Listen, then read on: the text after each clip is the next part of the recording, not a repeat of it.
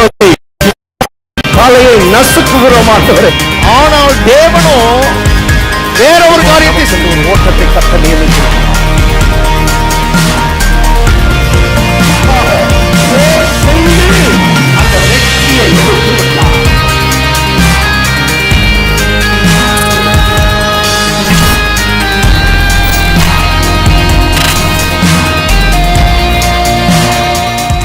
காரணராகிய நம்முடைய கர்த்தராயிருக்கிற இயேசு கிறிஸ்துவினுடைய பிதாவை நோக்கி முழங்கால் படியிட்டு, நீங்கள் அவருடைய ஆவியினாலே உள்ளான மனுஷனில் வல்லமையாய் பலப்படவும், விசுவாசத்தினாலே கிறிஸ்து உங்கள் இருதயங்களில் வாசமாயிருக்கவும், நீங்கள் அன்பிலே வேரூன்றி நிலை பெற்றவர்களாகி சகல பரிசுத்தவான்களோடும் கூட கிறிஸ்துவினுடைய அன்பின் அகலமும் நீளமும் ஆழமும் உயரமும் இன்னதென்று உணர்ந்து அறிவு கெட்டாத அந்த அன்பை அறிந்து கொள்ள வல்லவர்களாகவும், தேவனுடைய சகல பரிபூர்ணத்தினாலும் நிறையப்படவும் அவர் தமது மகிமையினுடைய ஐஸ்வர்யத்தின்படியே உங்களுக்கு அனுக்கிரகம் பண்ண வேண்டும் என்று வேண்டிக் கொள்கிறேன். அப்போஸ்தலனாகிய பவுலுடைய ஒரு ஜெபத்தை குறித்து நாம் அங்கே தியானிக்க போகிறோம். இந்த ஜெபத்திலே பல குறிப்புகளை வைத்து அப்போஸ்தலனாகிய பவுல் ஜெபிக்கிறார். என்ன வைத்து ஜெபிக்கிறார்? குறிப்புகள். ஜெப குறிப்புகளை வச்சு நம்ம என்ன செய்கிறோம்? நம்ம ஜெபிக்கிறோம். நம்முடைய ஜெப குறிப்புக்கும் அவருடைய ஜெப குறிப்புக்கும் பார்த்தீங்கன்னா பெரிய வித்தியாசமாக இருக்குது. நம்முடைய ஜெப குறிப்பெல்லாம் என்னது? பிள்ளைகள் நல்லா படிக்கணும், நல்ல வேலை கிடைக்கணும், அடுத்தது நல்ல பொண்ணு கிடைக்கணும், நல்ல மாப்பிள்ளை கிடைக்கணும், ஒரு சொந்த வீடு கட்டணும், பிள்ளைகளுக்கு கல்யாணம் ஆன பிறகு அடுத்தது பேர பிள்ளைகள் பிறக்கணும். இதை சுற்றி தான் நம்ம ஜப குறிப்பு இருக்குது. ஆனால் நீங்கள் வேதம் முழுவதும் இந்த நிருபங்களில் வாசித்து பார்த்தீங்கன்னா ஒரு இடத்துல கூட அப்படி யாருக்காகவும் பவுல் ஜெபிக்கவே கிடையாது. அவருடைய ஜப குறிப்புகளெல்லாம் ரொம்ப ஒரு முதிர்ச்சியான, ரொம்ப ஒரு உயர்தரமான ஜப குறிப்புகள், ரொம்ப ஆவிக்குரிய ரீதியில் அவருடைய ஜப குறிப்புகள் இருக்கிறது. அந்த ஜப குறிப்புகளை தான் நம்ம இன்றைக்கு தியானிக்க போகிறோம். இப்பொழுது இந்த ஜப குறிப்புகளை நான் வாசித்து பார்த்த பொழுது இதில் 7 குறிப்புகளை அவர் குறிப்பிடுகிறார். எத்தனை குறிப்புகள்? 7 குறிப்புகள். அதாவது ஒவ்வொரு கமாவையும் நான் ஒரு ஜப குறிப்பாக நான் பிரித்து நான் வாசித்த போது 7வது குறிப்பு என்னன்னா, தேவனுடைய சகல பரிபூரணத்தாலும் நிறையப்படவும். இதுதான் 7வது குறிப்பு. முதல் குறிப்பு, நீங்கள் அவருடைய ஆவியினாலே உள்ளான மனுஷனில் வல்லமையாய் பலப்பட வேண்டும். அடுத்தது, விசுவாசத்தினாலே கிறிஸ்து உங்கள் இருதயங்களில் வாசமாய் இருக்க வேண்டும். நீங்கள் அன்பிலே வேரூன்ற வேண்டும், அந்த அன்பிலே நிலை பெற வேண்டும். சகல பரிசுத்தவான்களோடு கூட கிறிஸ்துவனுடைய அன்பின் அகலமும் நீளமும் ஆழமும் உயரமும் இன்னதென்று உணர்ந்து கொள்ள வேண்டும். அறிவு கெட்டாத அந்த அன்பை அறிந்து கொள்ள வல்லவர்களாகவும் மாற வேண்டும். தேவனுடைய சகல பரிபூர்ணத்தினாலும் நிறையப்பட வேண்டும். இந்த குறிப்பு சகல பரிபூர்ணத்தினாலும் நிறையப்பட வேண்டும் அப்படிங்கிறது எத்தனாவது குறிப்பாக வருதுன்னு பார்த்தீங்கன்னா 7வது குறிப்பாக வருது. வேதத்தில் எப்பொழுதுமே பரிபூரணத்தை என்ன சொல்லுவாங்க? 7 என்கிற எண் எதை குறிக்குது? பரிபூரணத்தை குறிக்கிறது, முழுமையை குறிக்கிறது. நமக்கு ரொம்ப ரொம்ப பிடிச்ச வார்த்தை, ரொம்ப ஒரு அருமையான வார்த்தை, எல்லாரும் விரும்புகிற வார்த்தை இந்த பரிபூரணம் என்கிற வார்த்தை. ஏன்னா கர்த்தர் நமக்கு பரிபூரணத்தை வாக்கு பண்ணி இருக்கிறார். நம்ம எல்லாரும் ஒரு பரிபூர்ண வாழ்க்கை அனுபவிக்க வேண்டும் அப்படிங்கிறதா நம்முடைய விருப்பமாக இருக்குது. பரிபூர்ண ஆசீர்வாதம் வேணும், பரிபூர்ண சுகம், பரிபூர்ண பலன், பரிபூர்ண ஆரோக்கியம், எல்லாவற்றிலும் ஒரு பரிபூர்ணத்தை நம்ம பார்க்கணும் அப்படிங்கிறது நம்ம எல்லாருடைய விருப்பமாக இருக்குது. எத்தனை பேர் அதான் ஆமேன்னு சொல்கிறீங்க? எல்லாருக்கும் பரிபூர்ணம் தேவை. ஆனால் அது எத்தனாவது இடத்துல இருக்குது? 7வது இடத்துல இருக்குது. ஆனால் நம்ம அதை எங்கே தூக்கி வைக்கிறோம்? முதல்ல வைக்கிறோம். முதல்ல வச்சு பரிபூர்ணத்தை எனக்கு சொல்லியிருக்கீங்களே ஆண்டவரே, உண்மையுள்ள மனுஷன் பரிபூர்ண ஆசீர்வாதங்களை பெறுவான்னு சொல்லியிருக்கீங்களே ஆண்டவரே. உண்மையாகவே இருக்க மாட்டோம், ஆனால் என்ன சொல்லுவோம்? வசனத்தை சொல்லி ஜெபிக்கிறது. அதனால தான் நம்மளால் என்ன செய்ய முடியல? பரிபூரணத்தை இன்னும் நம்மளால் வாழ்க்கையில் அனுபவிக்க முடியவில்லை. பரிபூரணத்தை தூக்கி ஏழாவது இடத்துல வச்சாதான் அது பரிபூர்ணமா இருக்கும். பரிபூர்ணமா இருக்கணும்னா அது ஏழாவது இடத்துல இருக்கணும். அதை தூக்கி முதல் இடத்துல வைக்கக்கூடாது. அப்போ முதல் இடத்துல அவர் என்ன சொல்றாரு? நீங்கள் அவருடைய ஆவியினாலே உள்ளான மனுஷனில் வல்லமையாய் பலப்பட வேண்டும். உங்க உள்ளான மனுஷன் அவருடைய ஆவியினாலே வல்லமையாய் என்ன செய்யணும்? பலப்படணும். அதுல தான் பரிபூரணம் ஆரம்பிக்குது. உங்க உள்ளான மனிதன்ல ஆரம்பிக்குது. அதனாலதான் எல்லா காவலோடும் உன் இருதயத்தை காத்துக்கொள், அதனிடத்து நின்று ஜீவ ஊற்று புறப்படும். உள்ள இருந்து ஆரம்பிக்குது. பரிபூர்ணம் வெளியில இருந்து இல்ல, முதல்ல உள்ளான மனுஷன்ல ஆரம்பிக்கும் போது அது எல்லாம் வெளியில இருந்து பரிபூர்ணத்தை என்ன செய்யும்? இழுத்து கொண்டு வரும். பாருங்க, உள்ளான மனுஷன் என்ன செய்யணுமா? வல்லமையாய் பலப்பட வேண்டும். நம்ம நிறைய உள்ளான மனுஷனை பற்றி நம்ம பாஸ்ட் நிறைய பேசியிருக்கிறாங்க. எனக்கு ஒரு ஆவி இருக்கிறது, நான் ஒரு ஆவி மனிதன். நம்ம யாரு? ஆவி மனிதன். எனக்கு ஒரு ஆத்துமா இருக்கிறது, நான் சரீரம் என்கிற கூட்டுக்குள்ளே குடியிருக்கிறேன். இப்போ நம்ம கவனமெல்லாம் எதில் இருக்குது? சரீரத்துக்கு அடுத்த தேவைகளை தான் நம்ம என்ன செய்கிறோம்? அதில் தான் நம்ம கான்சன்ட்ரேட் பண்ணுறோம். நம்முடைய ஜெபமெல்லாம் அதை நோக்கி தான் இருக்குது. ஆனால் கர்த்தர் என்ன சொல்கிறார்? உள்ளான மனிதனிலே நீங்கள் என்ன செய்யணும்? முதலில் வல்லமையாய் பலப்பட வேண்டும். இப்போ உள்ளான மனிதனில் எப்படி வல்லமையாய் பலப்படுவது அப்படின்னு கேட்டால் அவர் என்ன சொல்கிறாரு? அவருடைய ஆவியினாலே. எல்லாரும் சொல்லுங்க, அவருடைய ஆவியினாலே. அவருடைய ஆவியினால், அவருடைய உதவி இல்லாமல் இந்த உள்ளான மனிதனை நீங்கள் பலப்படுத்த முடியாது. இயேசு சொல்றாரு, பரிசுத்த ஆவி உங்களிடத்தில் வரும்போது நீங்கள் பலனடைந்து எருசலேமிலும் யூதேயா முழுவதிலும் சமாரியாவிலும் எனக்கு சாட்சிகளாய் இருப்பீர்கள். பரிசுத்த ஆவி உங்களிடத்தில் வரும்போது நீங்கள் பலனடைவீர்கள். எங்க பலன்? முதல்ல உள்ளான மனிதனிலே பலன். உங்க உள்ளான மனிதன் பலப்படணும். உள்ளான மனிதன் குழந்தை மாதிரி இருக்கக்கூடாது. குழந்தை மாதிரி இருந்தால் நீங்க குழந்தைக்குரிய ஆசீர்வாதம் மட்டும்தான் உங்களுக்கு கிடைக்கும். பாலும் பிஸ்கட்டும் தான் கிடைக்கும். உங்க உள்ளான மனிதன் என்ன செய்யணும்? வளரணும், பெரிய ஆளாகணும். இந்த தாவீதுக்கும் கோலியாத்துக்கும் பாருங்க எவ்வளவு வித்தியாசம். எல்லாரும் கோலியாத்தை வந்து பெரிய ஆளா பார்த்தாங்க, ஆனால் தாவீது ரொம்ப சாதாரண ஆளா பார்த்தான். ஏன்னா அவனை விட இவனோட உள்ளான மனிதன் ரொம்ப பெரிய ஆளா இருந்தான். அவன் உயரத்தை விட இவன் உயரம் எவ்வளவு? ரொம்ப பெரியது. அதுபோல உங்க உள்ளான மனிதனும் பெரியது. உங்க எல்லா பிரச்சனையை காட்டி போராட்டத்தை காட்டிலும் உங்க உள்ளான மனிதன் பெருசா இருந்தா எல்லாவற்றையும் ஈஸியா நீங்க என்ன பண்ணிடலாம்? சால்வ் பண்ணிடலாம். அந்த பரிபூரணத்தை நீ என்ன செய்ய முடியும்? அனுபவிக்க முடியும். அப்போ முதலாவது நீங்கள் கவனம் செலுத்த வேண்டியது எதில் கவனம் செலுத்தணும்? உள்ளான மனிதன் இல்லை, பரிபூரணத்தில் கிடையாது, உள்ளான மனிதனில் கவனம் செலுத்த வேண்டும். தேவன் பாருங்க 6 நாள் என்ன செஞ்சார்? வேலை செய்து 7ஆவது நாள் ஓய்ந்திருந்தார். இந்த 7 என்பதை குறித்து நிறைய 7 முறை செய்யணும் ஒரு காரியத்தை. நாகமான குஷ்டரோகியை வந்து எலிசா தீர்க்கதரிசி 7 முறை என்ன செய்ய சொல்கிறார்? யோர்தான் நதியில் நீ முழுகி எந்திரி அப்படின்றாரு. எலியா என்ன சொல்கிறார்? வேலைக்காரனை நீ சமுத்திர மட்டாக 7 முறை போய் பார் அப்படின்றார். அப்படின்னா என்ன? ஆவிக்குரிய காரியங்கள் திரும்ப திரும்ப நீங்கள் பயிற்சி செய்யும் பொழுதுதான், மறுபடியும் முயற்சியும் பயிற்சியும் நீங்கள் செய்யும் பொழுதுதான் அது முழுமை பெறும். குறைந்தபட்சம் 7 முறை நீங்கள் என்ன செய்யணும்? முயற்சி செய்யணும். உங்கள் ஒரு வசனத்தை நீங்கள் 7 முறை படிச்சிங்கன்னா அது உங்கள் ஆவியில் போய் என்ன செஞ்சிடும்? விழுந்துடும். அதனால் அந்த பரிபூரணத்தை நீங்கள் அனுபவிக்கணும் அப்படின்னா முதலாவது உள்ளான மனிதனிலே நீங்கள் கவனம் செலுத்த வேண்டும். இப்போ உள்ளான மனிதனை பற்றி பேசினா உங்களுக்கு ரொம்ப போர் அடிச்சிடும். அதனால் இப்போ நான் என்ன சொல்ல போகிறேன்? அந்த பரிபூரணம்னா என்னன்னு முதல்ல தெரிஞ்சுக்க போகிறோம். அதை தெரிஞ்சுக்கிட்டால் தான் நீங்கள் என்ன செய்வீங்க? இந்த உள்ளான மனிதனில் கவனம் செலுத்துவீங்க. அதனால் முதலாவது இந்த பரிபூரணம் என்றால் என்ன? இந்த பரிபூரணம் எங்கே இருக்கிறது? இந்த பரிபூரணத்தை எப்படி நம்முடைய வாழ்க்கையிலே கொண்டு வருவது? அதை தான் நம்ம பார்க்க போகிறோம். பரிபூரணம் என்றால் என்ன? எடுத்து வாசிப்போம். பிலிப்பியர் 4ஆம் அதிகாரம் 18வது வசனம். பிலிப்பியர் 4ஆம் அதிகாரம் 18வது வசனம். சத்தமா வாசிங்க, எல்லாரும் சேர்ந்து வாசிங்க. எல்லாம் எனக்கு கிடைத்தது. அடுத்தது பரிபூரணமும் உண்டாயிருக்கிறது. எல்லாம் என்ன செஞ்சது?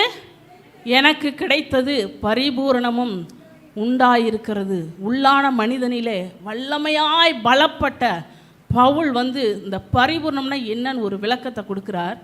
எல்லாம் எனக்கு கிடைத்தது. எல்லா பகுதிகளிலும் என்னது? பரிபூர்ணம். எல்லாம் கிடைச்சிச்சுன்னா அதுதான் என்னது? பரிபூர்ணம். இப்போ எல்லாருக்கும் எல்லாம் கிடைச்சதுன்னா யாருமே என்ன செய்ய முடியாது?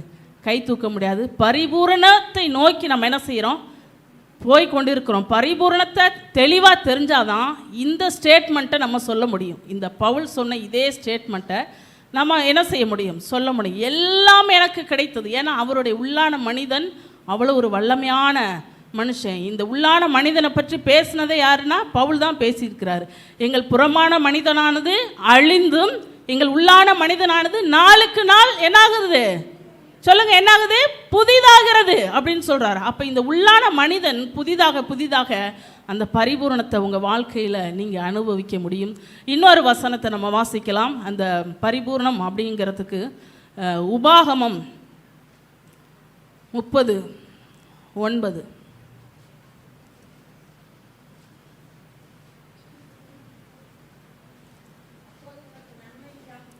சத்தமா வாசிங்க. அப்பொழுது உனக்கு நன்மை உண்டாகும்படி உன் தேவனாகிய கர்த்தர் உன் கை செய்யும் எல்லா வேலைகளிலும். எல்லாரும் சொல்லுங்க, எத்தனை வேலை? எல்லா வேலை. இப்போ நீங்க செஞ்சிட்டு இருக்கிறது எத்தனை வேலை தான் செய்யறீங்க? ஒரு வேலை. சிலருக்கு அந்த ஒரு வேலை கூட ஒழுங்கா இல்லை. ஆனால் வசனம் என்ன சொல்லுது? எல்லா வேலைகளிலும். சொல்லுங்க எல்லாரும், எல்லா வேலைகள். அங்கே பவுல் என்ன சொன்னார்? எல்லாம் எனக்கு கிடைத்தது, அதனால தான் உங்களால் அனுப்பப்பட்டவைகளே நான் சுகந்த வாசனையாக நான் பெற்றுக்கொண்டேன்னு சொல்கிறாரு. என்ன அனுப்புனாங்க? பணம் அனுப்புனாங்க. பவுலுக்கு ஏற்பட்ட குறைவை நிறைவாக்குறதுக்கு அந்த பிலிப்பி மக்கள் என்ன பண்ணாங்களாம்? பணம் அனுப்புனாங்க. அந்த பணம் அனுப்புனதுனால எல்லா தேவைகளும் பவுலுக்கு சந்திக்கப்பட்டது.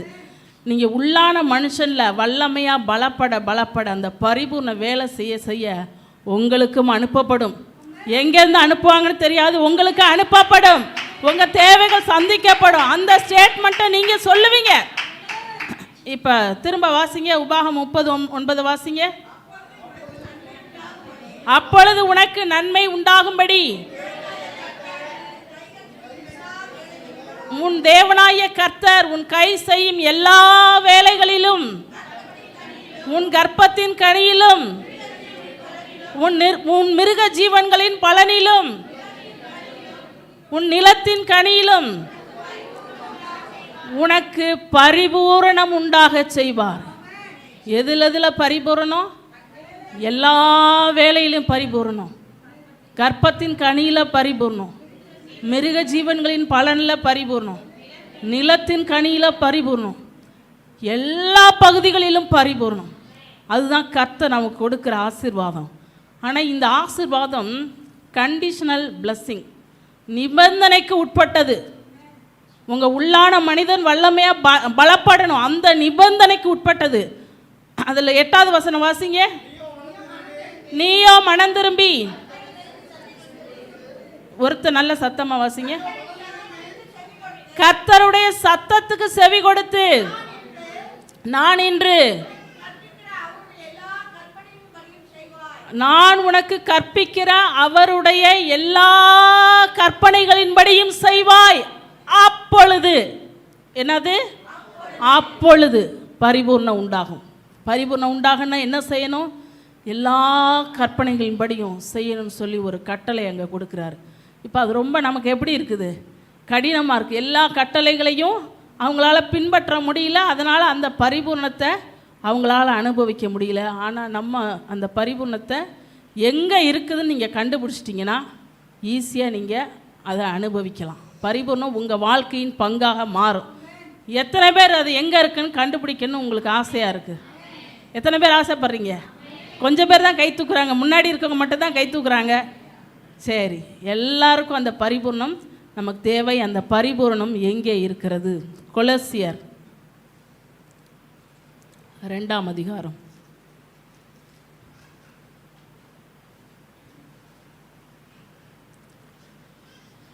கொலோசியர் 2ஆம் அதிகாரம் 9வது வசனம்.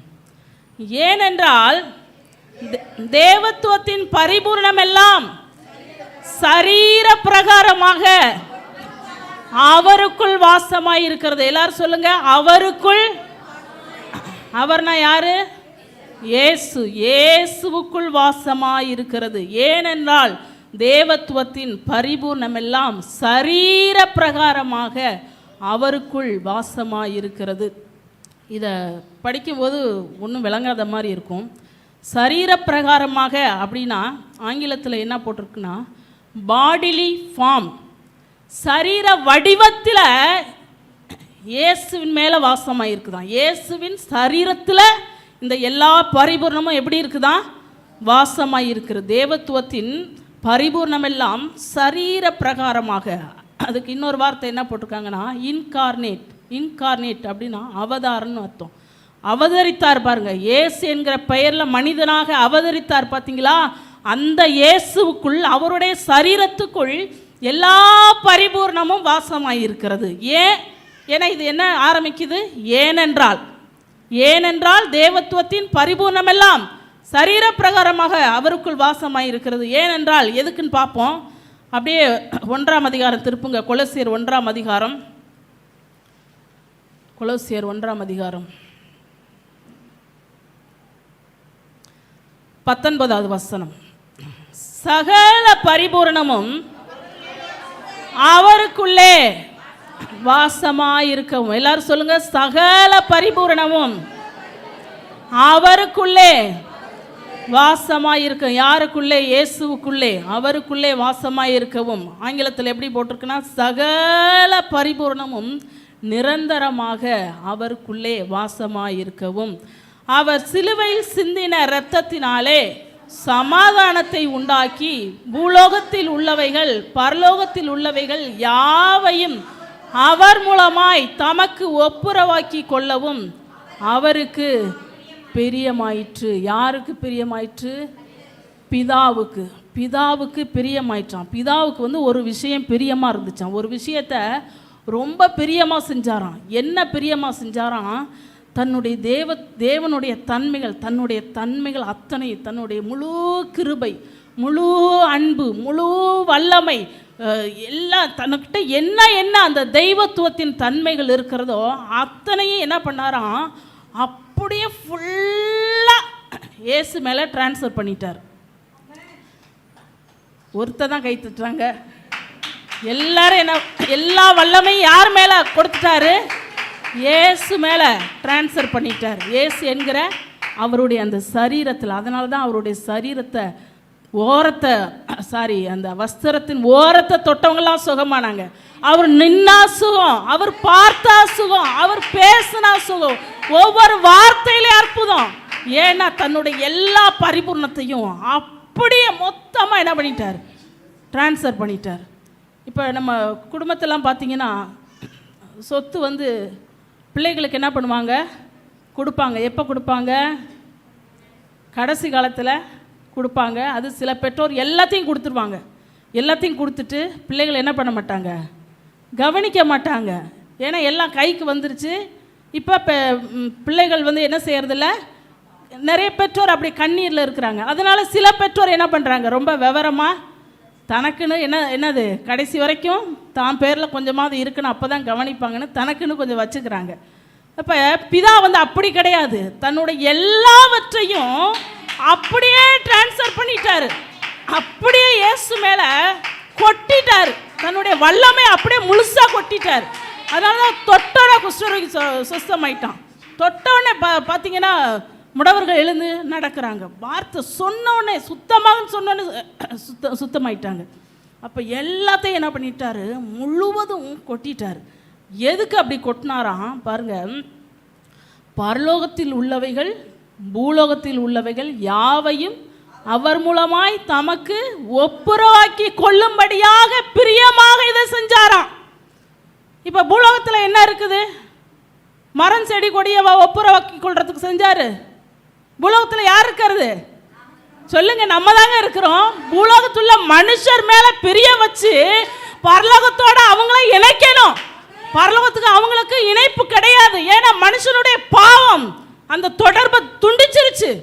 இப்ப பரலோகத்துக்கும் பூலோகத்துக்கும் மனுஷனுக்கும் தொடர்பே கிடையாது. அந்த தொடர்பை ஏற்படுத்தணும். அந்த பரிபூர்ணம், தன்னுடைய பரிபூர்ணம் அவ்வளவு இப்ப யாருக்கு கொடுக்கணும்?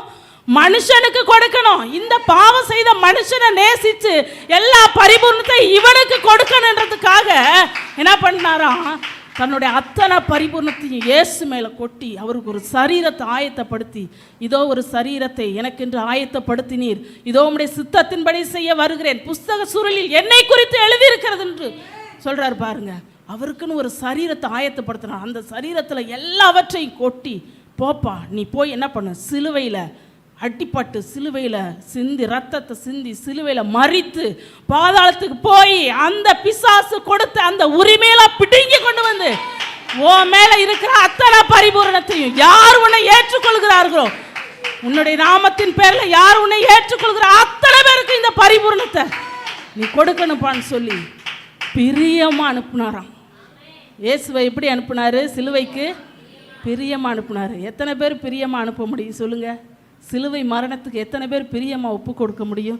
அவருடைய சொந்த குமாரன் என்று பாராமல் அவரையே நமக்காக ஒப்பு கொடுத்தவர், அவரோடு கூட மற்ற எல்லாவற்றையும் எல்லாவற்றையும் எல்லாவற்றையும் உங்களுக்கு அருளாதிருப்பது எப்படி? பவுல் கேட்குறாரு பாருங்க. அந்த எல்லாவற்றையும் அவர் அனுபவிச்சு டேஸ்ட் பண்ணதுனால தான் சொல்றாரு, சொந்த குமாரன் என்றும் பாராமல் அவரையே உங்களுக்காக ஒப்பு கொடுத்தார், அவர் மேலே எல்லா பரிபூர்ணத்தையும் கொடுத்து சிலுவைக்கு அனுப்பினார். இப்போ அந்த பரிபூர்ணத்தை உங்களுக்கு அவரால் கொடுக்க முடியும். இப்போ பரிபூர்ணம் எங்கே இருக்குது? எங்கே இருக்குது? இயேசுவினுடைய சரீரத்தில் வச்சு அனுப்பினார். இயேசு இப்போ சரீரத்தில் இருக்கிறாரா? ஆவியாக இருக்கிறார். இயேசு இப்போ சரீரத்தில் இல்லை, இயேசு ஆவியாக இருக்கிறார். அப்போ சரீரம் அந்த பரிபூர்ணம் எங்கே இருக்குன்னு திரும்ப என்ன செய்யணும்? நம்ம கண்டுபிடிக்கணும். யோவான் 10:10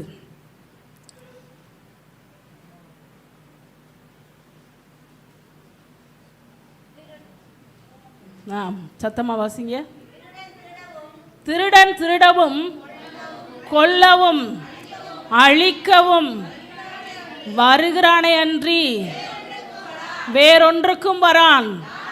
நானோ, எல்லாரும் சொல்லுங்க, நானோ இயேசுவோ, நானோ சொல் வாசி, அவைகளுக்கு ஜீவன் உண்டாயிருக்கவும், எல்லாரும் சொல்லுங்க, ஜீவன் உண்டாயிருக்கவும். அடுத்து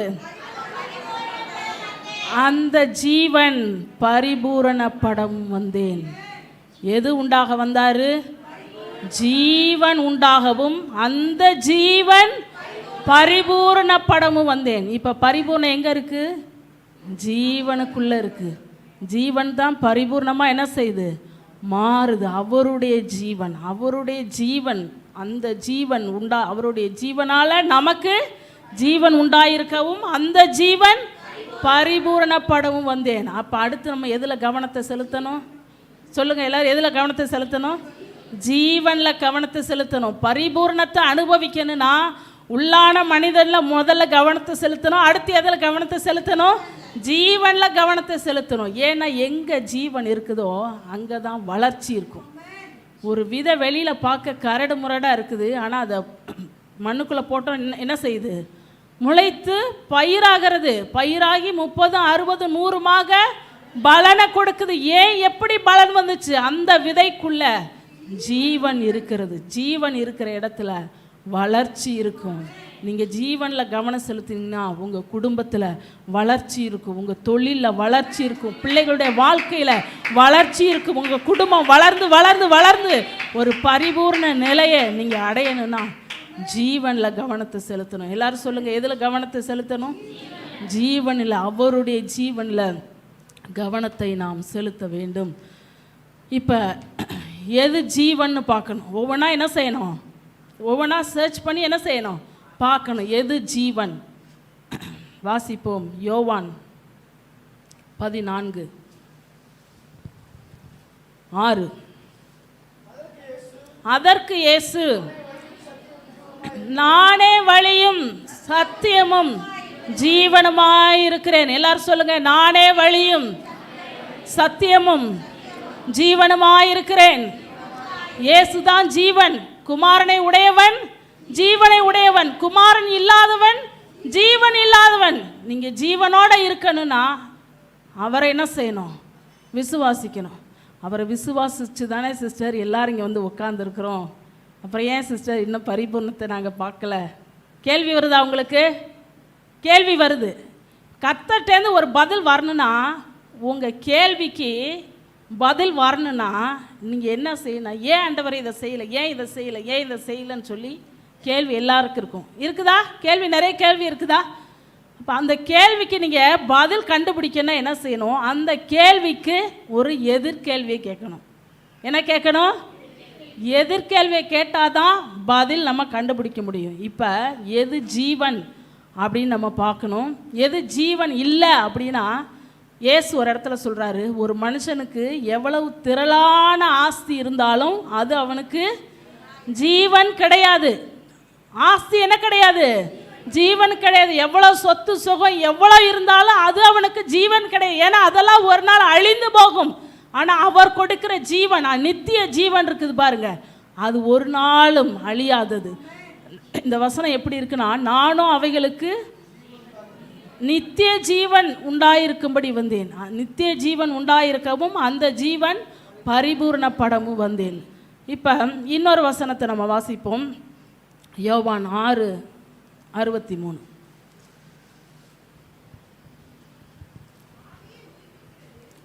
ஆவியே உயிர்ப்பிக்கிறது,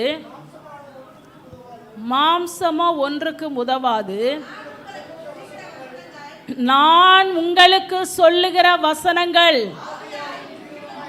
ஆவியாயும் ஜீவனாயும் இருக்கிறது. எல்லாரும் சொல்லுங்க, நான் உங்களுக்கு சொல்லுகிற வசனங்கள் ஆவியாயும் ஜீவனாயும் இருக்கிறது. இயேசுடைய வசனம் ஆவியாயும் ஜீவனாயும் இருக்கிறது. ஜீவன் மாத்திரமல்ல, ஆவியாயும் இருக்கிறது.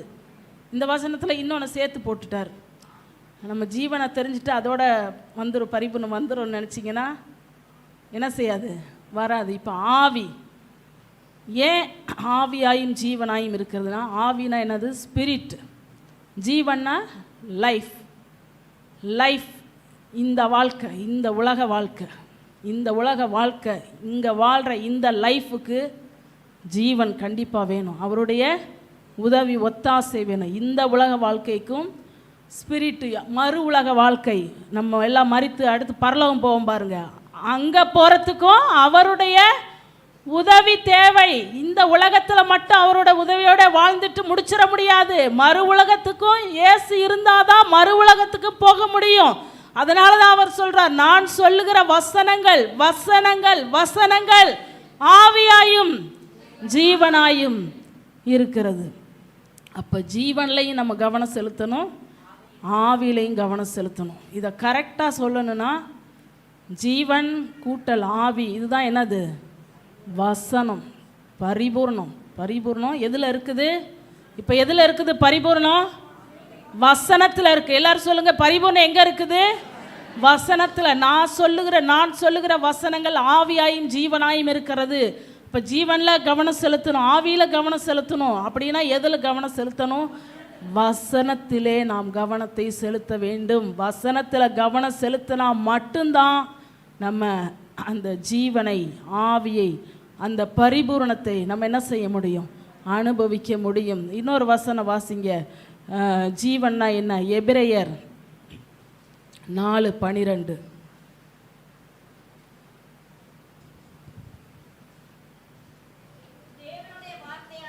தேவனுடைய வார்த்தையானது ஜீவனும் வல்லமையும் உள்ளதாயும் இருபுறமும் கருக்குள்ள எந்த பட்டயத்திலும் கருக்கானதாயும் ஆத்துமாவையும் ஆவியையும் கணுக்களையும் ஊனையும் பிரிக்கத்தக்கதாக உருவ குத்துகிறதாயும் இருதயத்தின் நினைவுகளையும் யோசனைகளையும் வகையறுக்கிறதாயும் இருக்கிறது. கர்த்தருடைய வார்த்தை எப்படி இருக்குதா? ஜீவன் உள்ளதாயும் வல்லமை உள்ளதாயும். ஜீவன் வந்துருச்சுன்னா அங்கே என்ன இருக்குதுன்னு அர்த்தம்? வல்லமை உள்ளதாயும் இருக்கிறது. அடுத்து பாருங்க, என்னது? இருபுறமும் கருக்குள்ள எந்த பட்டயத்திலும் கருக்கானது. எத்தனை இருபுறம் கருக்குள்ள பட்டயம் இருந்தாலும், பிசாசு எத்தனை இருபுறம் கருக்குள்ள பட்டயத்தை உங்களுக்கு கொண்டு வரட்டும், அந்த எந்த பட்டயத்தை காட்டிலும் அதிக கருக்கானது எது? கர்த்தருடைய வார்த்தை. அந்த பட்டயத்துக்கு நிகரானது எதுவுமே கிடையாது. பிசாசும் பட்டயத்தை கொண்டு வருவான்.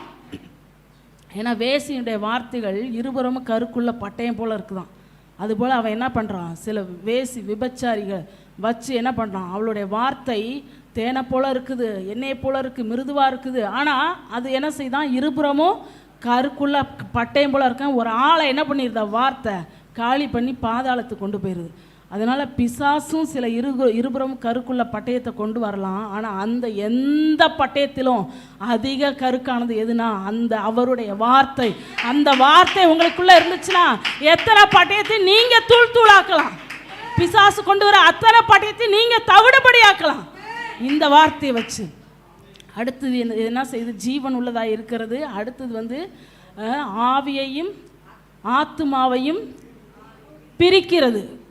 இப்போ உங்களுக்கு ஒரு பெரிய குழப்பம் என்னென்னா, விசுவாசிகளுக்கு நமக்கு வர்ற எண்ணம் ஆவியிலேருந்து வருதா, ஆத்துமாவிலேருந்து வருதா, மாம்சம் என்னம்மா அப்படின்றத நம்மளால் கண்டுபிடிக்க முடியல. கர்த்தர் பேசுகிறாரா, இல்லை நம்மளா நினைக்கிறோமா, பிசாசு பேசுகிறானா, இதெல்லாம் கண்டுபிடிக்க முடியாமல் பல நேரம் என்ன பண்ணிடுறோம், மாம்சத்தில் முடிவெடுத்துடுறோம். ஆனால் வசனத்தில் ஒருத்தர் வளரும் பொழுது அந்த வசனம் பிரித்து காட்டும். இந்த எண்ணம் ஆவியிலேருந்து வருது, கர்த்தர் கொடுத்த வார்த்தை. இந்த வார்த்தை உங்கள் ஆத்துமா, நீ சொந்தமாக யோசிக்கிற இந்த வார்த்தை உன் மாம்சத்துக்கு அடுத்த சிந்தனையிலேருந்து வருதுன்னு சொல்லி அவருடைய வசனம் என்ன செய்யுமா, பிரித்து காட்டுமா. அதனால் வார்த்தையில் வளர்கிறவர்களாக இருக்கணும், வார்த்தைக்கு முக்கியத்துவம் கொடுக்கிறவர்களாக இருக்கணும். அடுத்து பாருங்கள், ஊனையும் கணுக்களையும் பிரிக்கத்தக்கதாக என்ன செய்யுது, உருவ குத்துது. அப்படி உருவ குத்தி என்ன செய்தான், பிரிக்குது. ஊன் கணுக்குனா என்னது, சரீரம். சரீரத்துக்கு அடுத்த நினைவுகளை பிரிக்குது. ஆவியிலேருந்து வர நினைவுகளை பிரிக்குது, ஆத்மாவிலேருந்து வர நினைவுகளை பிரிக்குது. இருதயத்தின் நினைவுகளை யோசனைகளை வகையறுத்து காட்டுகிறது. அதனால் வார்த்தையில் என்ன செய்யணும், கவனம் செலுத்தணும். பரிபூர்ணத்தை நீங்கள் அனுபவிக்கணும், என் வாழ்க்கையில் பரிபூர்ணம் வரணும்னு விரும்புகிறவங்க ஆண்டோடைய வசனத்தில் நீங்கள் கவனம் செலுத்தணும். இப்போ கர்த்தருடைய வசனம் எதா இருக்குன்னு பார்த்தோம், ஆவியாயும் ஜீவனுமாயும் இருக்கிறது. ஜீவனை பார்த்துட்டோம், ஜீவனால் வார்த்தை தான். அடுத்து ஆவினா என்ன, அதையும் நம்ம என்ன செய்யணும், தெரிந்து கொள்ளணும். இப்போ ஆவி என்னன்னு பார்ப்போம். மல்கியா 2:15. மல்கியா 2:15.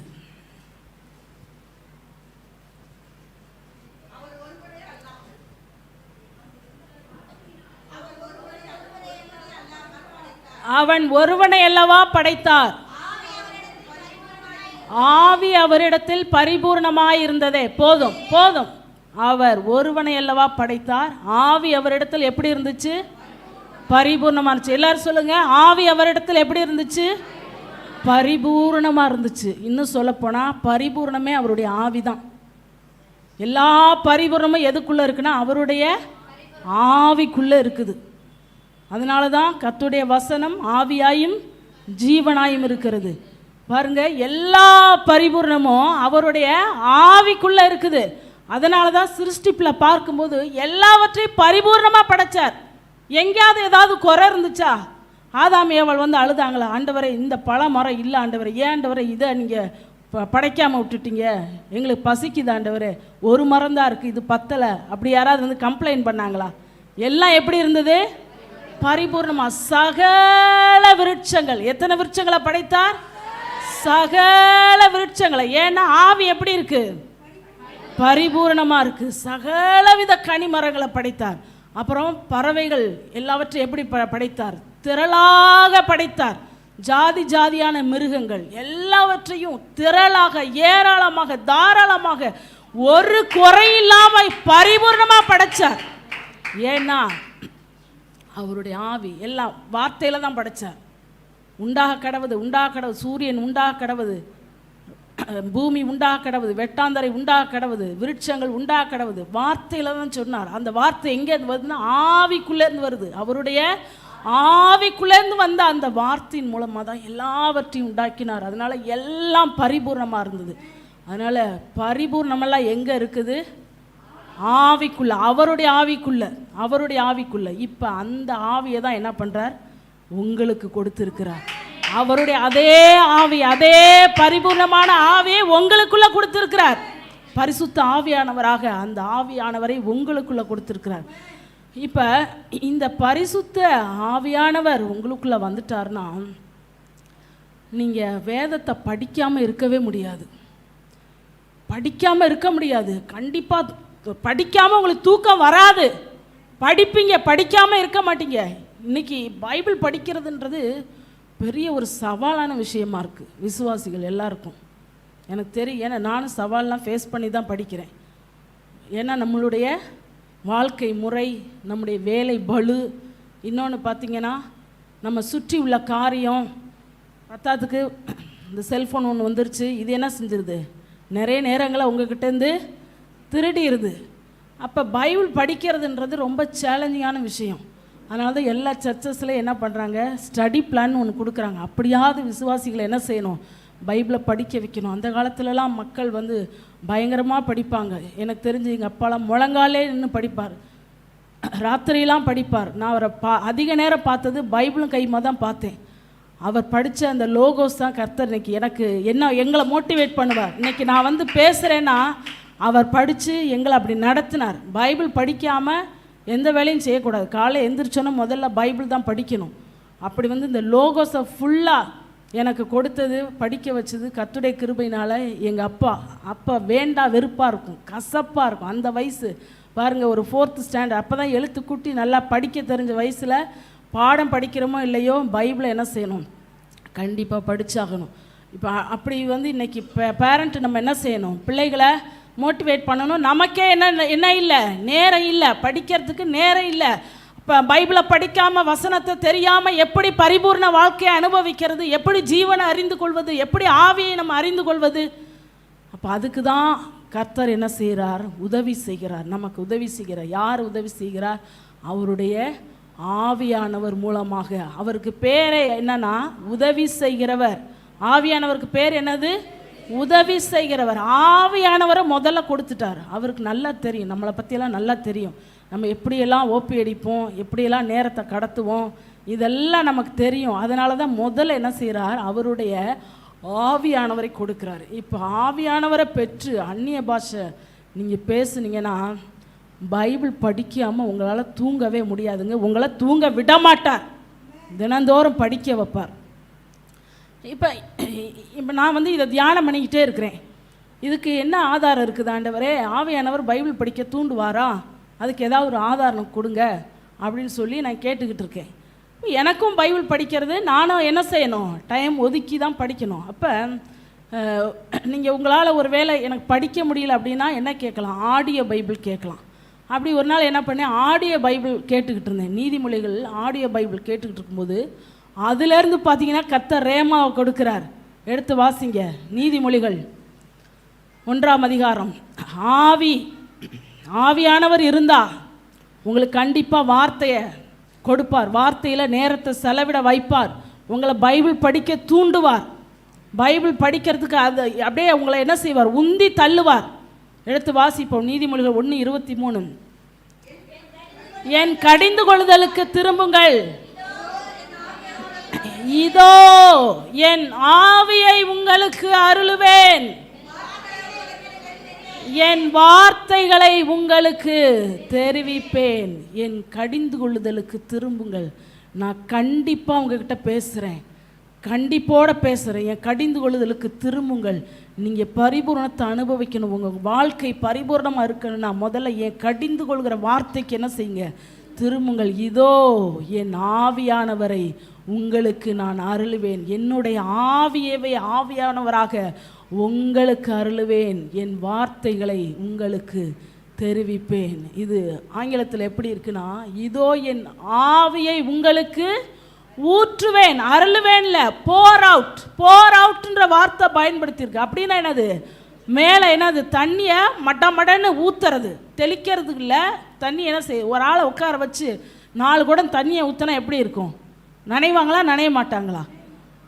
ஆவி என்ன பண்ணுறாராம், அவருடைய ஆவியானவரை ஊற்றுகிறாராம். அப்படி ஊற்றிட்டு அடுத்தவர் என்ன செய்கிறாராம், என் வார்த்தைகளை உங்களுக்கு தெரிவிப்பேன், என் வேதத்தை உங்களை படிக்க வைப்பேன், லோகோஸை படிக்க வைப்பேன், அதிலிருந்து ரேமாவை உங்களுக்கு கொடுப்பேன், ரேமா மூலமாக உங்களிடத்துல நான் பேசுவேன்.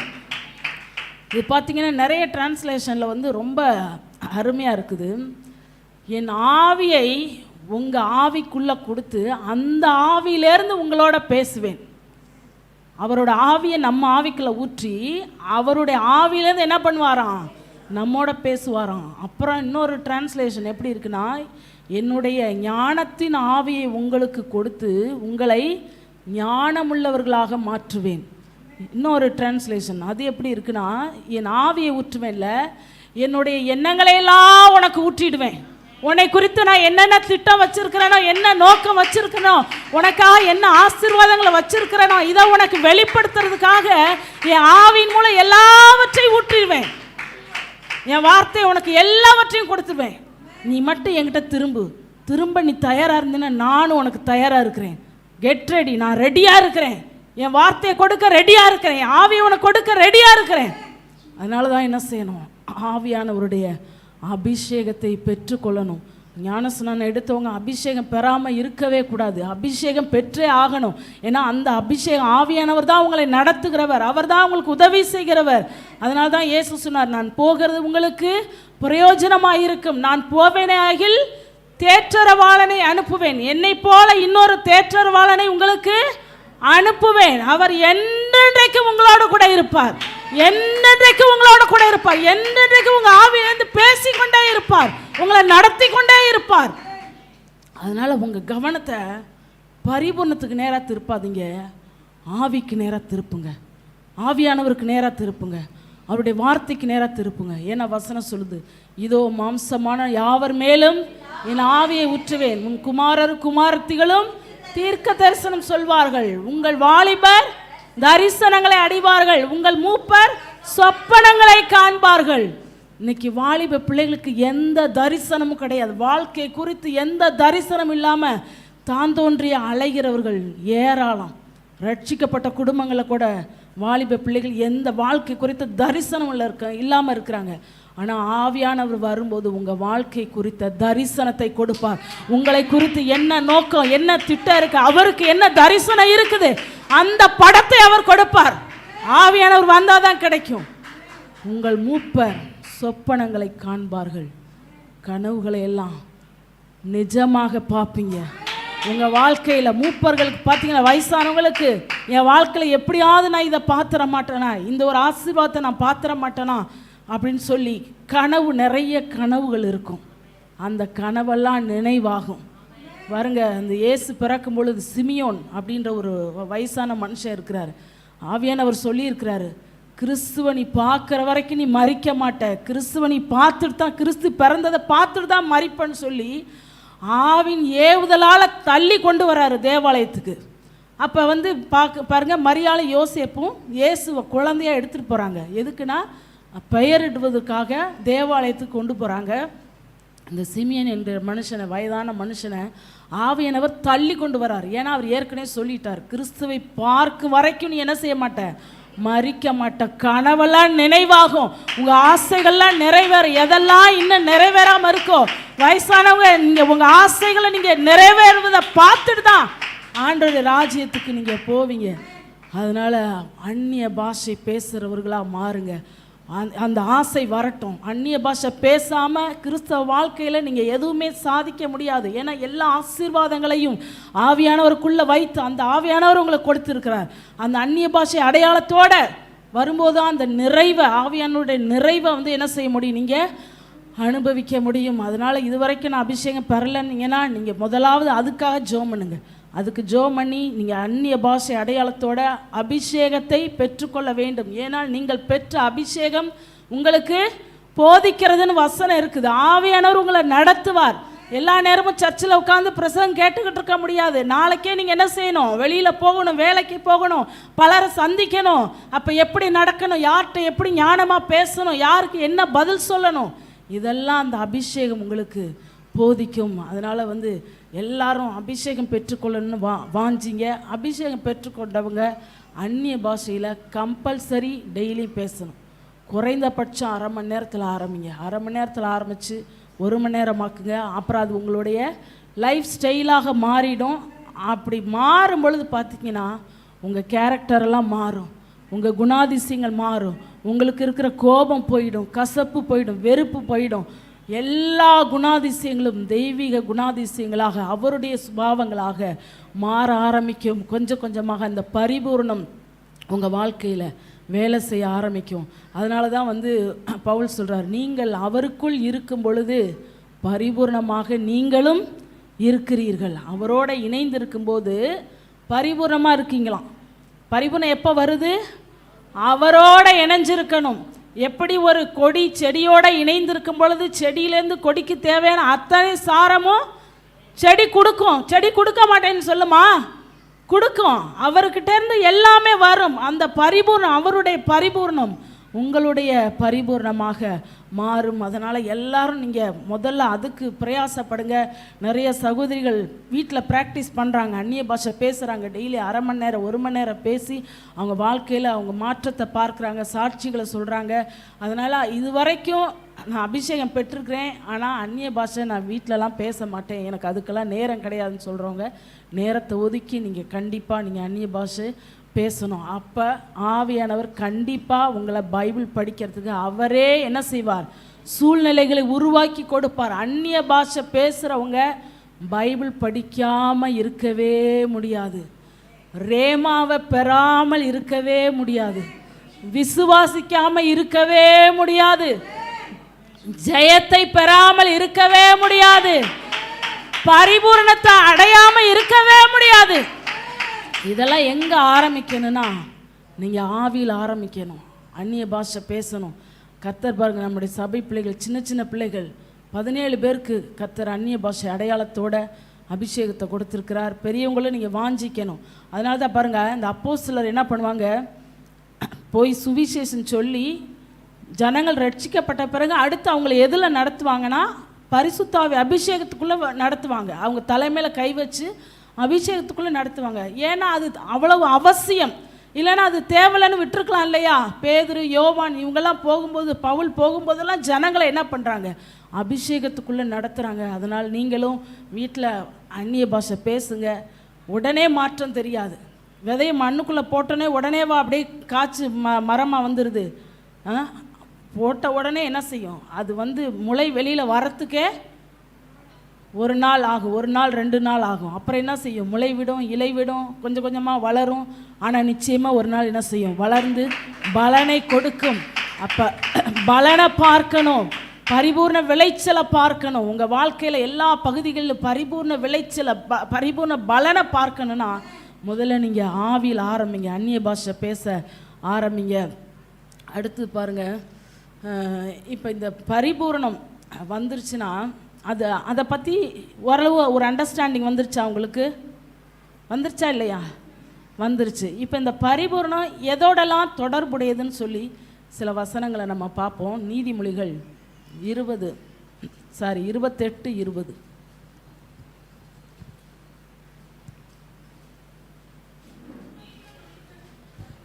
உண்மையுள்ள மனுஷன் பரிபூரண, எல்லாரும் சொல்லுங்க, பரிபூரண ஆசீர்வாதங்களை பெறுவான். பரிபூர்ணம் எதோட தொடர்புடையது? ஆசீர்வாதத்தோடு தொடர்புடையது. இப்போ பரிபூர்ண அழுகைன்னு சொல்லி கேள்விப்பட்டிருக்கீங்களா எங்கேயாவது? பரிபூர்ண வேதனையோடு இருந்தேன், பரிபூர்ண கண்ணீரோடு இருந்தேன், பரிபூர்ண துக்கத்தோடு இருந்தேன்னு யாராவது சொல்லி கேள்விப்பட்டிருக்கீங்களா? பைபிளில் எங்கேயாவது கேள்விப்பட்டிருக்கீங்களா? பரிபூர்ணம் எதோட தொடர்புடையது?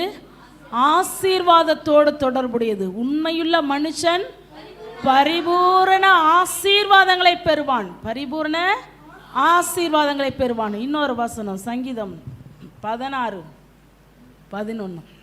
சங்கீதம் 16:11. ஜீவ மார்க்கத்தை எனக்கு தெரியப்படுத்தினீர், உம்முடைய சமூகத்தில் பரிபூரண ஆனந்தம். எல்லாரும் சொல்லுங்க, பரிபூரண ஆனந்தம். சொல்லுங்க, ஆனந்தம் எத்தனை பேத்துக்கு இருக்குது? ஆனந்தமாக இருக்கீங்களா இல்லையா? ஆனந்தம் வரணும்னா பரிபூர்ண ஆனந்தம். அது என்ன சாதா ஆனந்தம் இல்லை, என்ன ஆனந்தம்?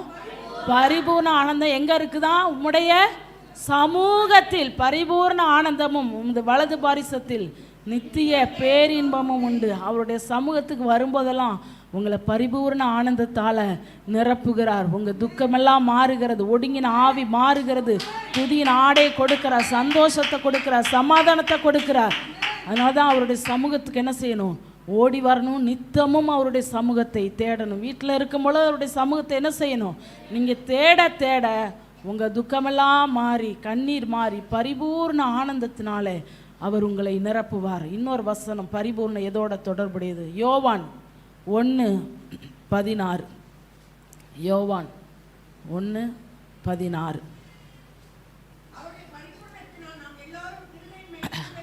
அவருடைய பரிபூர்ணத்தினால் நாம் எல்லாரும் சொல்லுங்க, கிருபையின் மேல் கிருபை பெற்றோம். பரிபூர்ணத்தினால என்னவா?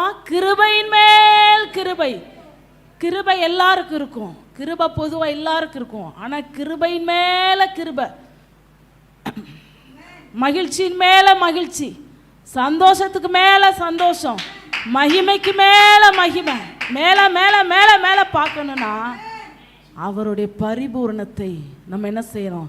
அறிந்து கொள்ள வேண்டும். அவருடைய பரிபூர்ணத்தை வாஞ்சிக்கும் பொழுது, சமூகத்தை வாஞ்சிக்கும் பொழுது, வார்த்தையை வாஞ்சிக்கும் பொழுது நீங்கள் அந்த பரிபூர்ண ஆசீர்வாதங்களை நீங்கள் பெற முடியும். இன்னொரு வசனம் பாருங்க, ரோமர் 5:17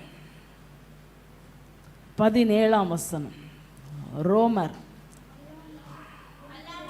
அல்லாமலும் ஒருவனுடைய மீறுதலினாலே அந்த ஒருவன் மூலமாய் மரணம் ஆண்டு கொண்டிருக்க கிருபையின் பரிபூரணத்தையும் நீதியாகிய ஈவின் பரிபூரணத்தையும் பெறுகிறவர்கள் இயேசு கிறிஸ்து என்னும் ஒருவராலே ஜீவனை அடைந்து, எல்லாரும் சொல்லுங்க, ஜீவனை அடைந்து, ஜீவனை அடைந்து ஆளுவார்கள் என்பது அதிக நிச்சயமாமே.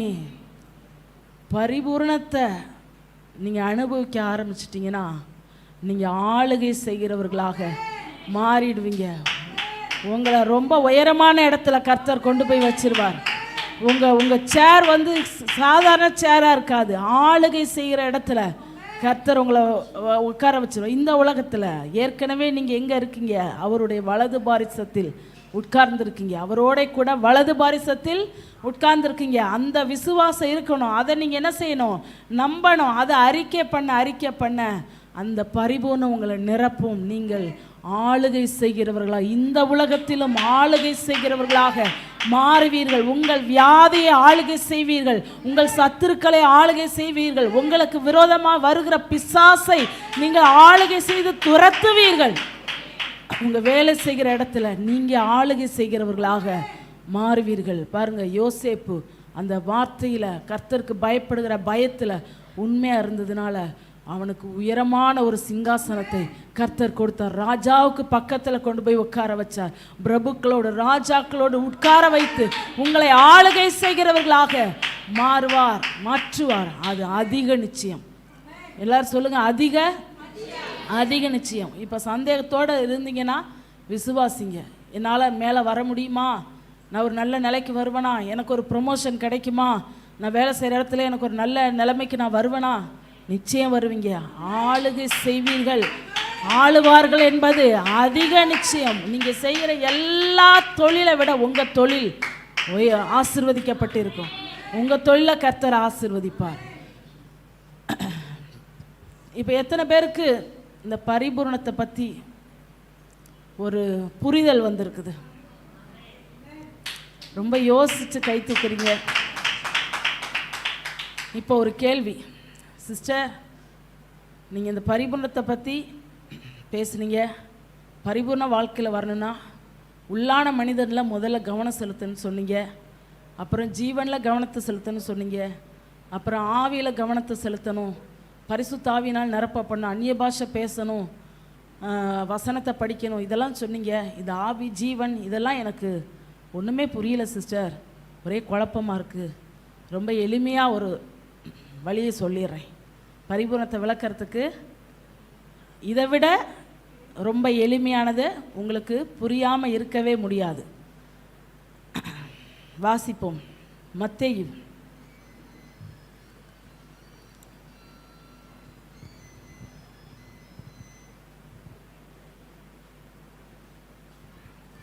மத்தேயு 13ஆம் அதிகாரம் 12வது வசனம். உள்ளவன் எவனோ அவனுக்கு கொடுக்கப்படும், பரிபூர்ணமும் அடைவான். இல்லாதவனிடமிருந்து உள்ளதும் எடுத்துக்கொள்ளப்படும். உள்ளவன் எவனோ அவனுக்கு கொடுக்கப்படும், பரிபூர்ணம் அடைவான். எல்லாரும் சொல்லுங்க. உள்ளவன் எவனோ அவனுக்கு கொடுக்கப்படும், பரிபூர்ணமும் அடைவான். என்ன உள்ளவன்? அதை பின்பகுதி வேண்டாம், நமக்கு தேவை. உள்ளவன் எவனோ அவனுக்கு கொடுக்கப்படும், பரிபூர்ணம் அடைவான்.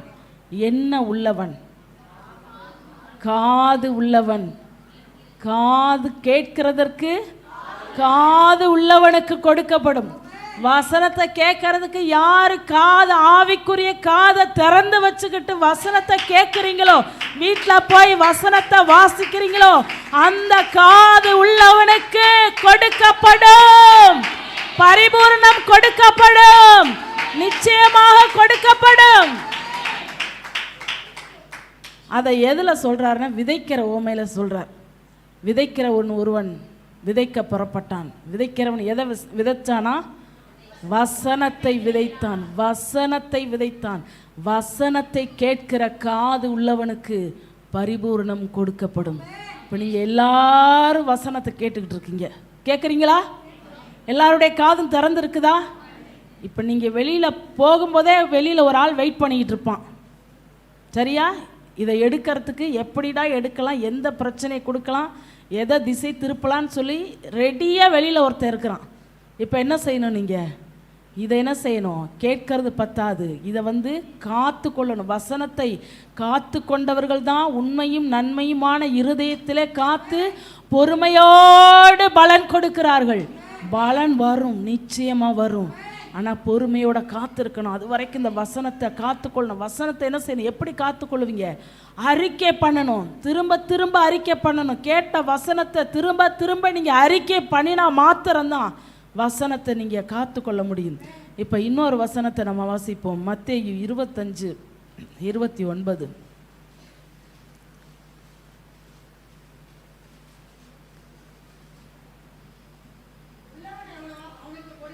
உள்ளவன் எவனோ அவனுக்கு கொடுக்கப்படும், பரிபூர்ணமும் அடைவான். இல்லாதவனிடமிருந்து உள்ளதும் எடுத்துக்கொள்ளப்படும். அங்கேயும் இதே வார்த்தையை சொன்னார். எங்க? விதைக்கிற ஊமையில் காது உள்ளவன் எவனோ அவனுக்கு கொடுக்கப்படும், பரிபூர்ணம் கொடுக்கப்படும். வசனத்தை கேட்கிற காது உள்ளவனுக்கு இந்த பரிபூர்ணம் கொடுக்கப்படும். இங்கே இது வேற ஊமை, அந்த ஓமை கிடையாது. இது என்ன ஓமைனா, அந்த தாளந்து கொடுக்குறான் பார்த்தீங்களா, அந்த எஜமான் 5 தாளந்து 2 தாளந்து 1 தாளந்து கொடுத்துட்டு போகிறான் பார்த்தீங்களா. அந்த தாளந்து ஓமையை பற்றி இயேசு சொல்லும் பொழுது என்ன சொல்கிறாரு? உள்ளவன் எவனோ அவனுக்கு கொடுக்கப்படும். என்ன உள்ளவன்? அங்கே என்ன உள்ளவன்? கொடுக்கப்பட்ட தாளந்தை எவன் அபிவிருத்தி செய்கிறானோ, அதை பிரயோஜனப்படுத்துகிறானோ, பெற்றுக்கொண்ட வார்த்தையை அபிவிருத்தி செய்து அதை பிரயோஜனப்படுத்தி வார்த்தையின்படி எவன் நடக்கிறானோ, எவன் கீழ்ப்படுகிறானோ, வார்த்தையின்படி செயல்படுகிறானோ, அவனுக்கு பரிபூர்ணம் கொடுக்கப்படும். அவங்க சொல்றாங்க, ஐயோ ஆண்டவனே இவனுக்கு 10 தாளந்து இருக்குதேன்னு. இல்லை இல்லை இல்லை, அந்த ஒன்னையும் தூக்கி இவனுக்கு கொடுங்க, அவன் இன்னும் நல்லா பரிபூர்ணமாக இருக்கட்டும். ஏன்னா அவன் உண்மையாக என்ன செஞ்சுருக்கிறான்? வேலை செய்திருக்கிறான். கொடுத்த தாளந்தை பெருக்கி இருக்கிறான். என் வார்த்தைக்கு கீழ்ப்படிஞ்சிருக்கிறான். அந்த தாளந்தை அவன் புதைச்சு போடலை, பெருக்கி இருக்கிறான். அதனால் நான் திரும்ப அவனுக்கு கொடுப்பேன். யாரெல்லாம் கர்த்தர் உங்களுக்கு கொடுத்த தாளந்தை புதைச்சு போடுறீங்களோ, பரிதாப நிலைமை, பரிதாப நிலைமை. தாளந்தை பயன்படுத்தணும், கர்த்தருக்காக பயன்படுத்தணும். எல்லாருக்கும் தாளந்து இருக்கிறது. ஒருவரை கூட கர்த்தர் சும்மா விடலை. குறைந்தபட்சம் ஒரு தாளந்தையாவது கர்த்தர் கொடுத்திருப்பார். நீங்கள் அந்நிய பாஷை அடையாளத்தோடு பரிசுத்த ஆவியானவர் பெரும் பொழுது உங்களுக்கு கர்த்தர் தாளந்துகளை கொடுத்து தான், வரங்களை கொடுத்து தான் உங்களை அபிஷேகிக்கிறார். அப்போ கர்த்தர் கொடுத்த வரங்களை நீங்கள் என்ன செய்யணும்? பயன்படுத்தணும். அதுதான் வசனத்தின்படி செய்யறது. நீங்கள் அந்நிய பாஷை பேசும்போது கர்த்தர் வசனத்தை பேசுவார். இந்த வசனத்தின்படி செய், இந்த வசனத்தின்படி இதை செய்யாத, இங்கே போ, அங்கே போகாத, இந்த நபரோட உறவை கட் பண்ணு, பேச்சை கட் பண்ணு, இன்னைக்கு இந்த அதிகாரத்தை எடுத்து படி, ஞாபகப்படுத்துவார், நினைப்பூட்டுவார். அவருக்கு பேரை என்னது? நினைப்பூட்டுகிறவர். சத்திய ஆவியாகி அவர் வரும்பொழுது சகல சத்தியத்திற்குள்ளும் உங்களை நடத்துவார். அப்போ பரிபூர்ணத்தை நீங்கள் அனுபவிக்கணும்னா முதலாவது காது உள்ளவர்களாக மாறணும். ஆவிக்குரிய காதுகளை திறந்து வைக்கணும், தினந்தோறும் திறந்து வைக்கணும். சண்டே ஒரு நாள் வந்து திறந்து வச்சுட்டு நீங்கள் அதுக்கப்புறம் விட்டுட்டிங்கன்னா அவனே என்ன பண்ணிடுவான்? எதெல்லாம் வச்சு உங்கள் காதை அடைக்கணுமோ நல்லா வச்சு என்ன செஞ்சிருவான்? அடைச்சி விட்டுருவான். தினந்தோறும் என்ன செய்யணும்? அந்நிய பாஷையில் பேசணும். தினந்தோறும் வேதத்தை நீங்கள் வாசிக்கணும். உங்களுக்கு நேரத்தை ஒதுக்கி கொடுப்பார். நீங்கள் எதுலெல்லாம் விரயமாக நேரத்தை செலவு பண்ணுறீங்களோ அதெல்லாம் என்ன பண்ணுவார்? அவரை கட் பண்ணிடுவார். கனி கொடாத கொடி என்ன செய்கிறாரா? கட் பண்ணுறாரு. அதுபோல் எங்கெங்கெல்லாம் நேரம் விரயமாகுது ஆவியானவரை கட் பண்ணிடுவார். இதை பார்க்காத, இந்த ஃபோனில் இவ்வளோ நேரம் செலவு பண்ணாத, இந்த நபரோட இவ்வளோ நேரம் பேசாத. இன்னைக்கு அநேக நம்ம நேரத்தை நம்முடைய உறவினர்கள் நண்பர்கள்ட்ட பிரச்சனைகளை அதை இதையும் பேசி கதை பேசியே பல மணி நேரங்களை வேஸ்ட் பண்ணுறோம். அனாவசியமாக கற்று சொல்லிட்டேன், அனாவசியமாக ஒருத்தட்டையும் பேசக்கூடாது. ஃபோனில் அவசியமானது மட்டும்தான் பேசணும். அப்படி பேசி பாருங்கள், உங்களுக்கு எவ்வளோ நேரம் கிடைக்குதுன்னு பாருங்கள். வேதத்தை படித்து பாருங்கள். உங்கள் வாழ்க்கை மாறுதா இல்லையான்னு சேலஞ்ச் பண்ணி நான் சொல்கிறேன், கண்டிப்பாக உங்கள் வாழ்க்கை மாறும், உங்கள் குணாதிசயங்கள் மாறும். வசனத்தை படிக்கணும். அடுத்தது வசனத்தின்படி நடக்கிறவர்களாக இருக்கணும். வசனத்தின்படி நடக்கிறவர்கள், தாளந்தை பயன்படுத்துகிறவர்கள், அவர்களுக்கு உள்ளவனுக்கு கொடுக்கப்படும், பரிபூர்ணம் அடைவான். உங்களுடைய வாழ்க்கை ஒரு பரிபூர்ணமுள்ள வாழ்க்கையாக இருக்கும். கர்த்தருடைய வசனத்தில் கவனம் செலுத்துங்க. அந்த வசனத்தை கொண்டு உள்ளான மனிதன், உங்கள் உள்ளான மனிதனை பலப்படுத்துறதுல கவனத்தை செலுத்துங்க. ஆவியானவரை கொண்டு அந்நிய பாஷையில் பேசி உங்களுடைய உள்ளான மனிதனை பலப்படுத்துறதுல கவனத்தை செலுத்துங்க. அந்நிய பாஷை தொடர்ந்து பேசுகிறவர்களுக்கும் அந்நிய பாஷை பேசாமல் இருக்கிறவர்களுக்கும் பெரிய வித்தியாசம் உண்டு. அந்நிய பாஷை தொடர்ந்து பேசிகிட்டே இருக்கிறவங்க பிரச்சனை போராட்டம் வந்தாலும் ஈஸியாக ஹேண்டில் பண்ணிட்டு போயிட்டே இருப்பாங்க. அந்நிய பாஷை நீங்கள் பேசி பழகனா எல்லாமே உங்களுக்கு பெருசாக தெரியும். பாருங்க, இஸ்ரவேல் ஜனங்களுக்கு கோலியாத் எப்படி இருந்தான்? பெரிய ஆளாக தெரிஞ்சான். ஆனால் தாவீதுக்கு அவன் ரொம்ப சின்ன ஆள், வெறும் கூழாங்கலை வச்சு அவனை என்ன பண்ணான்? காலி பண்ணான். அதுபோல் உங்கள் பிரச்சனைகள்லாம் சிறியதாக தெரியணுன்னா நீங்கள் உங்கள் உள்ளான மனுஷன் பெரிய ஆளாகணும். நீங்கள் நீங்கள் அறிக்கை பண்ணணும், நான் என் சரீரம் தான் இங்கே இருக்குது, என் ஆவி வலது பாரிசத்தில் அவரோடு உட்கார்ந்து இருக்கிறது, உன்னதங்களிலே வலது பாரிசத்தில் அவரோட உட்கார்ந்துருக்கேன். உங்கள் உயரம் என்ன தெரியுமா? வானத்துக்கும் பூமிக்கும் உள்ள உயரம் தான் உங்கள் உயரம். உங்கள் ஆவி மனிதனோட உயரம், அதை நீங்கள் அறிந்து கொள்ளணும். நான் தான் இருக்கிறதுல உயரமான ஆள், எல்லாம் எனக்கு கீழே. நீங்கள் அவ்வளோ உயரமாக இருந்தால் உங்கள் பிரச்சனையெல்லாம் எங்கே இருக்கும்? உங்கள் பாதத்துக்கு கீழே இருக்கும். அதனால தான் சகலவற்றையும் அவருடைய பாதங்களுக்கு கீழ்ப்படுத்தினார். சபையின் பாதத்துக்கு கீழ்ப்படுத்தி இருக்கிறார், விசுவாசியின் பாதத்துக்கு கீழ்ப்படுத்தி இருக்கிறார். அதனால் நீங்கள் பெரிய ஆள். உங்கள் உயரம் வானத்துக்கு பூமிக்கு எவ்வளோ உயரமோ அதுதான் உங்கள் உயரம். எல்லா பிரச்சனைகளும் உங்கள் காலு கீழே இருக்குது. உள்ளான மனிதர்களை கவனம் செலுத்துங்க. நல்ல அந்நிய பாஷை பேசுகிறவர்களாக மாறுங்க. எழும்பி நிற்போம். கொஞ்ச நேரம் எல்லாம் நல்ல வாய்களை திறந்து, ஆவியின் அபிஷேகத்தை பெற்றவங்க எல்லாம் நல்ல வாயை திறந்து அந்நிய பாஷை பேசுங்க. ஹோரா பாலா ராபாரா ஷாபாபா. கேட்ட வார்த்தையை பிசாசு எடுக்கக்கூடாது. இந்த வார்த்தை உங்கள் உள்ளத்தில் நிலைத்திருக்கு.